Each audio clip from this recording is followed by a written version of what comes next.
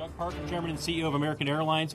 You beat the street, you raise your guidance, and yet every question is about the MAX. Where do things stand right now when it comes to you guys in the 737 MAX and bringing it back on the schedule? Well, we remain in limbo as everybody else does, as we wait to hear from the FAA as to when they've come to the conclusion that the aircraft is ready to go back in service again. You've said through November 2nd, November 3rd, crosstown, Gary Kelly's out today saying, look, let's be honest, this thing's not going to fly until the end of the year or beginning of next year. They take it off till January 5th. Why not just push it back? Well, we may. The reality is I'm certain we're actually working with the same information.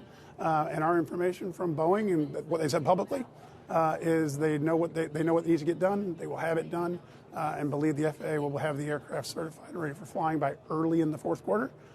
If indeed that's the case, we'd like to be able to provide customer service as soon as we can, and we think November 3rd still is the right date for that. But we'll reassess. We're unfortunately getting really good at this, delaying it as we get more information. So we'll make sure that if we do have to make a decision, we make it in plenty of time that customers aren't impacted in a material way. How frustrating is this for you right now? I know you're putting on the brave face and saying we'll be ready when it's ready, but at the same time, you were trying to run an airline where you don't have the full complement of airplanes. You're not sure when it's going to fly again.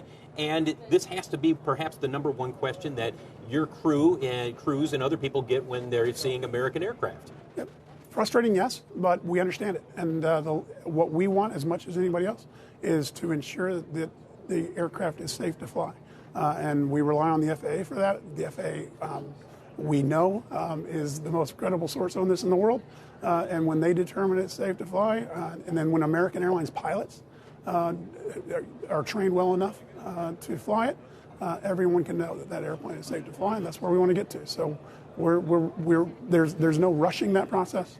When it's ready, it'll be ready, and we'll be ready when it is. Doug, Kelly has a question for you. Kelly, go ahead. Thank you, Phil. Hi, Doug. So Southwest told us it's taking flights out of Newark, moving them to other locations where they need that aircraft more because their customers on other routes are saying we need more flights, we need more seats. Where and how are you guys going to have to redeploy planes yourselves, if at all? What flights, routes might potentially be affected? Well, we're doing that today, of course. So there's nothing major going forward. We would just continue to fly much of what we're flying today. We certainly would like to have more aircraft, though, and grow as opposed to stay the size we are. We've added part of the good news out of this quarter is the 100 flights we added into DFW have come onto service and are producing above average profitability results as soon as we add them. We have more markets like that we'd like to be adding once we have more aircraft. But for right now, we're not able to do that. But we don't anticipate you'll be seeing any market closures or any airport closures from American Airlines. Just not as much growth as we would like. Okay. Gary Kelly this morning also said, that he hopes Southwest will be starting in 2020 back up, running, hitting the ground running and ready to go. Right. And he said to his competitors, watch out, we're coming.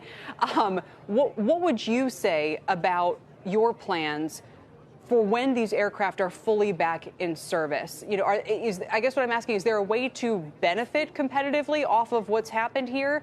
Is it just a headwind where we can expect you guys to also come out, and I don't know if we're talking about discounting seats, promotional activity, those kinds of activities starting in 2020? Yeah, no, again, from our perspective, we would agree there's much more upside for us as we bring them into service, and more about our ability to expand to markets where we can fly profitably. Certainly no need, in our view, to do any discounting. There's great demand out there for air travel right now. We can't meet as much of it as we'd like. So once we're able to, I'm with Gary. Watch out. There's a lot we can do that we're not able to do right now, and we're really excited about our prospects for 2020 for that reason and many more. One last MAX question. What was your reaction to Dennis Muhlenberg saying yesterday, look, we may just shut down the MAX production line? We're not sure if we'll do that, but we may have to do that. What's your reaction to that?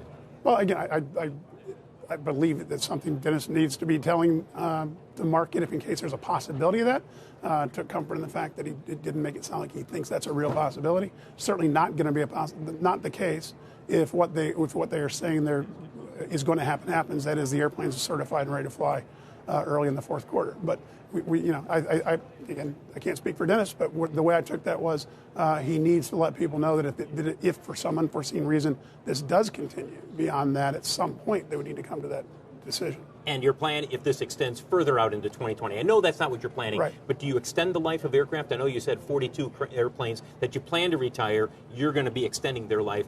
Does that continue next year? Yeah, we'll keep looking for ways to find lift for our customers. Again, not expected, not anticipated, and not easy to do, by the way. But we will look to mitigate this. But again, in our case, mostly prohibiting our ability to grow as much as we'd like. And meet the demands that people have for air travel. So it's more that than needing to cut back. But we'll work to meet those issues as best we can with the fleet we have. Quickly paint a picture of the consumer in the U.S. Your routes in DFW and Charlotte, you're seeing strong demand there. What are you seeing overall for the consumer? Really strong demand. Again, back to the problem with this issue is we just can't meet the demand that's out there. We wish we could. The routes that we added in Dallas-Fort Worth, I think, are a good part of the reason that we performed better in the quarter than we thought we would 3 months ago. A good part of the reason why we were able to raise our guidance today is because what we're seeing when we add those routes, they come in not at marginal profitability, but above average profitability because they're flying them in and out of our top hubs, and there's more of that we can be doing. Doug Parker, Chairman and CEO of American Airlines, on a day where you raise guidance, but as you know, Kelly, right now almost all questions in the airline industry revolve around the 737 MAX.